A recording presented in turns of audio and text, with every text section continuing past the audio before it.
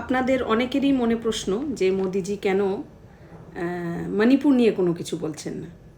তো তাদেরকে উদ্দেশ্য করে এই আমার ভিডিও। আমি অনেককে বলেছি যে আমি একটা ভিডিও বানাবো, কিন্তু কথাটা হচ্ছে আপনারা একটু ধৈর্য ধরতে হবে, কেন কি এটা অনেকটা লং ভিডিও হতে চলেছে। তো আমি পার্টসে কেটে কেটে একটু ভিডিওটা করব। হয়তো এরকম হবে 7-8 মিনিটের এক একটা ভিডিও হবে, এইরকম 5-6টা ভিডিও হতে পারে। তো আপনারা যদি ইচ্ছুক থাকেন দেখার, তো আমি ভিডিওটা বানাচ্ছি।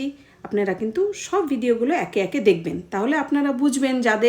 যারা বুদ্ধি দিয়ে দেখবে ভিডিওটা বা শুনবে, তারা কিন্তু বুঝবে যে কি ভিডিওটার রহস্য। আর আসলে কেন প্রধানমন্ত্রী নরেন্দ্র মোদি বা আমাদের আর্মিরা আছে, তারা কেন কিছু বলতে পারছে না মণিপুরকে নিয়ে, বা কোনো স্ট্রিক্ট অ্যাকশন কেন নেওয়া হচ্ছে না। 3টে বছর ধরে 2023 থেকে চলে আসছে, সেই রাজ্যটা কেন জ্বলছে এইভাবে। তো আপনাদেরকে বলবো, আপনারা একটু সঙ্গে থাকবেন, পাশে থাকবেন। এটা পার্ট 1 আপনারা দেখছেন, পার্ট 2, পার্ট 3 এইভাবে একের পর এক চলে আসবে, আপনারা দেখবেন। ঠিক আছে?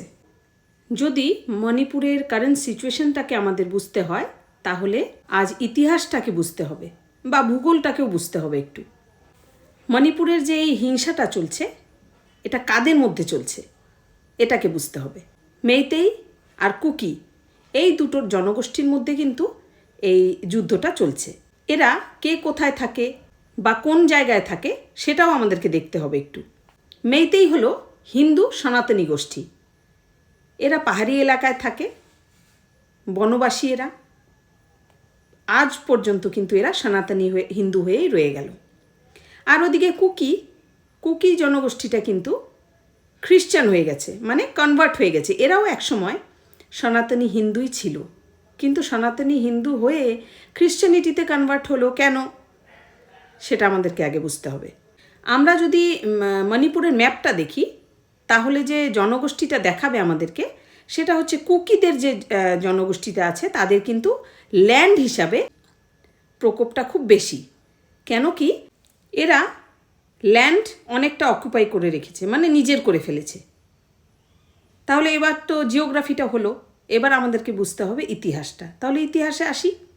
এখানে এত খ্রিস্টান ধর্মের প্রচার হলো কিভাবে? কেন কি, সবাই তো আগে সনাতনী ছিল। এই কুকি জনগোষ্ঠী হোক বা মেইতেই জনগোষ্ঠী হোক, এগুলো কিন্তু সবাই আগে হিন্দু সনাতনী ছিল বহু বছর ধরে। আর গণ্ডগোল কিন্তু লুকিয়ে আছে এইখানেই। আমরা সব কিছু প্রমাণ দিয়ে দেখব। আপনারা জিজ্ঞেস করতেই পারেন, তুমি এই কথাগুলো বলছো, তথ্যগুলো কোথায় পেলে? তাহলে আমরা সমস্ত আপনাদের স্ক্রিনে দেখতে পাবেন, যে একের পর এক চলে আসবে। আপনারা গুগলে গিয়েও সেগুলো মিলিয়ে নিতে পারবেন। কিন্তু 1894 সালে উইলিয়াম পেটিগ্রিউ ব্যাপটিস্ট ফরেন মিশনারি বানায় মণিপুরে। এদের আসল নাম হলো আমেরিকান ব্যাপটিস্ট ফরেন মিশন। 1894 সালে এরা এদের কার্যকলাপ শুরু করে, এবং এরা আমাদের দেশে 1900 সালের প্রথমে বানিয়েছিল ফার্স্ট ব্যাপটিস্ট চার্চ। না, ব্রিটিশরা নয়, আমেরিকানসরা। কি প্ল্যান তাহলে? খ্রিস্টান ধর্মের প্রচার? না, ওদের এসব নিয়ে কোনো মাথা ব্যথাই নেই। এটা বলতে পারেন একটা সিআইএর গেম প্ল্যান। নর্থ ইস্ট ইন্ডিয়াতে সিআইএ একটা ফল্ট লাইন খুঁজে পেয়েছিল। কি গেম প্ল্যান তাহলে ওটা? ওদের মনে হয়েছিল যে নর্থ ইস্ট ইন্ডিয়া ম্যাপটাকে যদি আপনারা একটু কেয়ারফুলি লক্ষ্য করেন, তাহলে বুঝবেন ওটা কিন্তু ভারতের ম্যাপ থেকে একটুখানি আলাদা। যেখানে শিলিগুড়ি করিডোরটা আছে, তার নিচের পোর্শনটা যদি তাকান, তাহলে দেখবেন একটু কিন্তু আলাদা রয়েছে, একটা পার্ট মনে হচ্ছে আলাদা পার্ট। আর এটাতে সবচেয়ে বড় ফল্ট কিন্তু আমাদেরই। আমরা সবসময়ই নর্থ ইস্টার্ন স্টেটসগুলোকে একটু বাইরের বলেই ভেবে এসেছি। যেমন ওরা চাইনিজদের মতো দেখতে, কেমন যেন লাইফস্টাইল ওদের। মেনল্যান্ড ইন্ডিয়ার মানুষরা আমরা নর্থ ইস্টার্ন স্টেটসদের মানুষকে একটু আলাদাই মনে করতাম।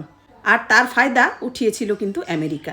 ওরা আমাদের নর্থ ইস্ট ইন্ডিয়াকে স্টাডি করেছে আর দেখেছে যে নর্থ ইস্টার্ন স্টেটসগুলোর যে রাস্তা, আপনারা যদি 100 বছর আগেকার রাস্তাগুলো দেখেন, তাহলে কিন্তু রাস্তাগুলো কিন্তু একদম খুব খারাপ অবস্থা ছিল রাস্তার। ইলেকট্রিসিটি ছিল না, ভালো কোনো স্কুল কলেজ ছিল না। মেনল্যান্ড ইন্ডিয়ার সঙ্গে এরা ডিট্যাচড। বাংলাদেশ তৈরি হওয়ার পর শিলিগুড়ি করিডোরটা এমন হয়ে যায়, ওরা ভাবে যে আচ্ছা, এই পোর্শনটাকে ফিউচারে একটা আলাদা কান্ট্রি বানানোর কথা ভাবাই যায়।